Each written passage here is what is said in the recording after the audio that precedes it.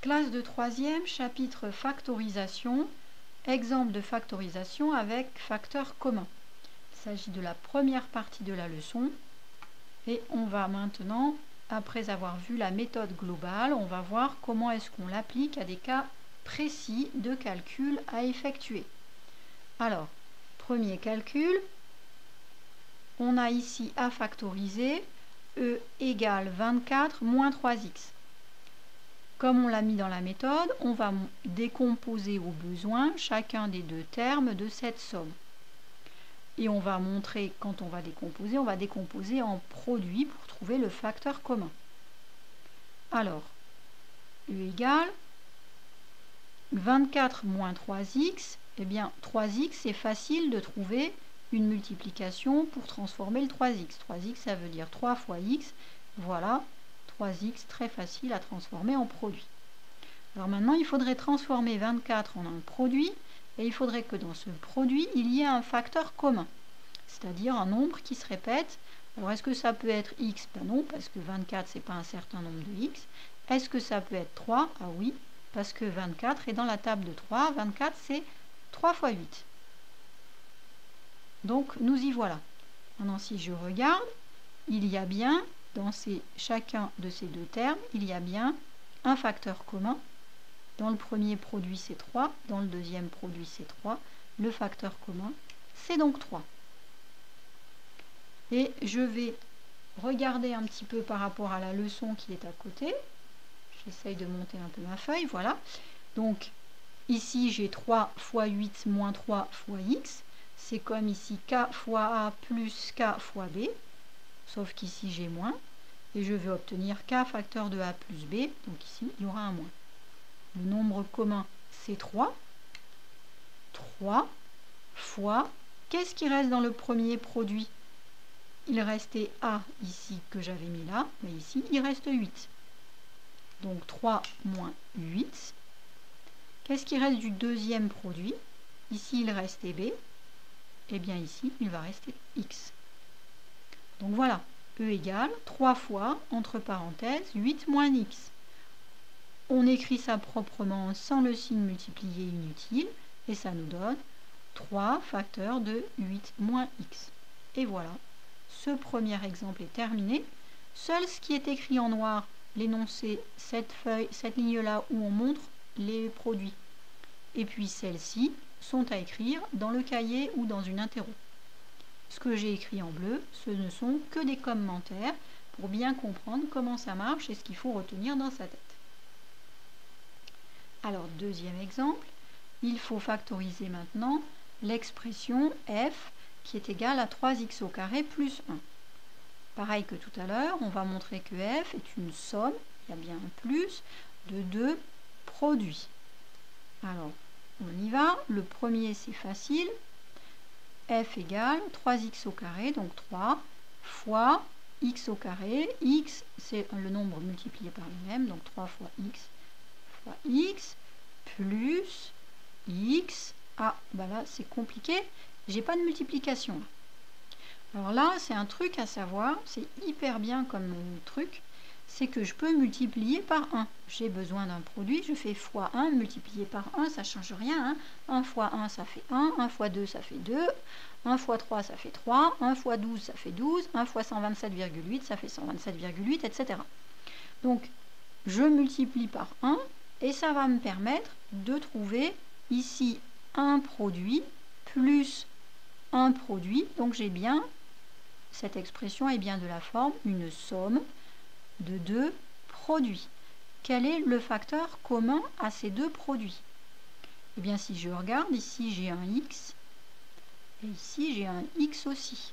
Est-ce que je peux considérer que j'ai x au carré comme facteur commun, c'est-à-dire x fois x? Eh bien, ici je pourrais entourer x, mais ici je ne peux pas. Par conséquent, mon facteur commun c'est x et seulement x. J'ai trouvé le facteur commun, je peux maintenant factoriser. Pour factoriser, je vais écrire f égale, le facteur commun c'est x, comme ici c'était k, donc x, facteur 2, je mettais le nombre a, c'est-à-dire ce qui reste du premier produit, qu'est-ce qui reste dans mon premier produit? Il en reste des petits bouts un peu partout. Donc là, j'ai 3. Et qu'est-ce qui lie le 3 et le x au bout? Eh bien, c'est des multiplications. Donc c'est 3 fois x. 3 fois x, c'est 3x. Il s'agissait d'une somme. Comme ici, c'était une somme, c'est remis somme dans la parenthèse. Donc je remets une somme. Et qu'est-ce qui reste dans notre deuxième produit? Bien, le fameux 1 que j'ai mis tout à l'heure. La petite astuce formidable qui marche à tous les coups. Alors, une remarque. Maintenant, si on regarde les exemples 1 et 2, on obtient des formes simples. Alors, ces formes simples sont faciles à vérifier et il ne faut pas hésiter à le faire. C'est-à-dire, on vient de finir le calcul, tout de suite, on regarde si ça marche ou si on s'est trompé, il y en a pour 3 secondes. Alors, comment on fait ça? On développe au brouillon ou dans sa tête la forme factorisée que l'on a trouvée. Ici, on a trouvé e égale 3 facteur de 8 moins x. Ici, on a trouvé x facteur de 3x plus 1. On le développe et on regarde si ça marche bien. On doit retrouver l'expression de l'énoncé. Si ce n'est pas le cas, c'est qu'on a fait une erreur. Alors l'erreur, c'est souvent la fameuse astuce du x1. Alors là, le x1, si on ne l'a pas fait, voilà, ça peut nous tromper pas mal. Ou bien des fois aussi, ça peut être une erreur de signe. Alors, on vérifie tout de suite. On développe. Dans ma tête, je vais développer 3 facteurs de 8 moins x. 3 facteurs de 8 moins x, eh bien je vais faire 3 fois 8, ça fait 24, c'est ce que j'avais, plus 3 fois moins x, c'est-à-dire plus fois moins, moins, plus moins 3x. Plus moins 3x, c'est ce que j'ai là. Donc, je ne me suis pas trompée, le calcul E est juste. Le calcul de f maintenant, si je développe, j'ai x fois 3x, ça fait 3x au carré, c'est ce que j'avais là. Et ensuite, plus x fois 1.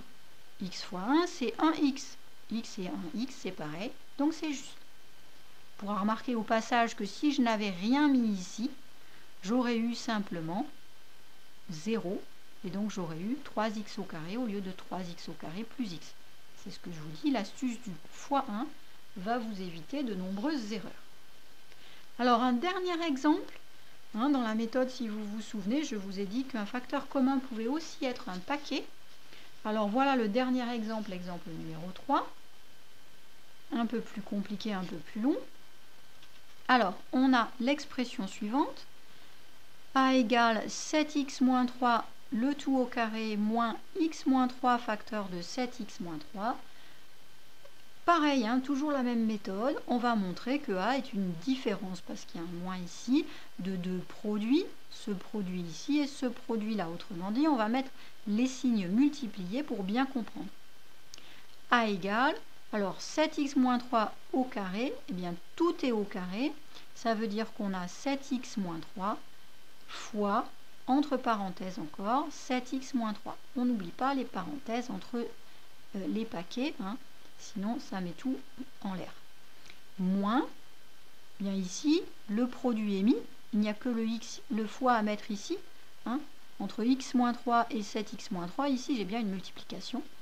Donc, le paquet x moins 3 multiplié par le paquet 7x moins 3. Quel est le facteur commun? Alors, je regarde à nouveau. On a ici un produit moins un deuxième produit. Quel est le facteur commun? Eh bien, le facteur commun, ça va être toute la parenthèse du 7x moins 3. 7x moins 3, 7x moins 3.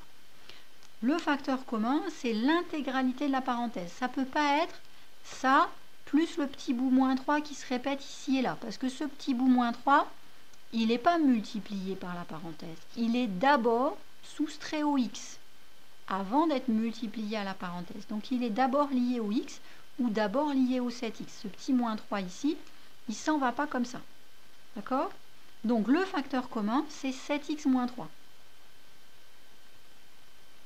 Et ce 7x moins 3, c'est un paquet.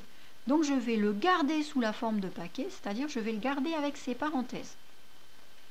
Voilà. Et maintenant, je vais factoriser, bien comme ici. Sauf que ici, le cas maintenant, c'est 7x moins 3. Donc j'écris 7x moins 3. Facteur 2, qu'est-ce qui reste du premier paquet? Du premier produit ici, il me reste à nouveau 7x-3. Et ce 7x-3 était un paquet entre parenthèses. Là aussi, je garde les parenthèses. 7x-3. C'était une différence de deux produits, ça reste une différence. Qu'est-ce qui reste ici dans mon deuxième produit? Eh bien, il me reste x-3 encore, sous la forme d'un paquet. Donc, j'écris x-3. Maintenant, si je regarde, ces grandes parenthèses qui sont ici, ces crochets, à l'intérieur des crochets, j'ai du x et j'ai du nombre seul. Donc ça, il faut que je réduise cette écriture. Je vais réduire cette écriture en enlevant les petites parenthèses des crochets. Alors, je réécris le facteur commun, crochet. Ici, devant cette parenthèse, il n'y a rien, c'est comme s'il y avait un plus, je peux gommer la parenthèse, 7x-3. Ici, devant cette parenthèse, il y a un moins, ça veut dire que je vais prendre l'opposé de chacun des objets de la parenthèse. Le premier, c'est plus x, il se transforme en moins x, puisque je prends l'opposé. Le deuxième, c'est moins 3, il y a un moins devant le 3, moins 3, l'opposé, c'est plus 3. J'obtiens bien 7x moins 3, facteur 2, 7x moins 3, moins x plus 3. Moins 3 plus 3, ça fait 0. 7x moins x, ça fait 6x. Ici, j'ai 6x plus 0, c'est-à-dire 6x.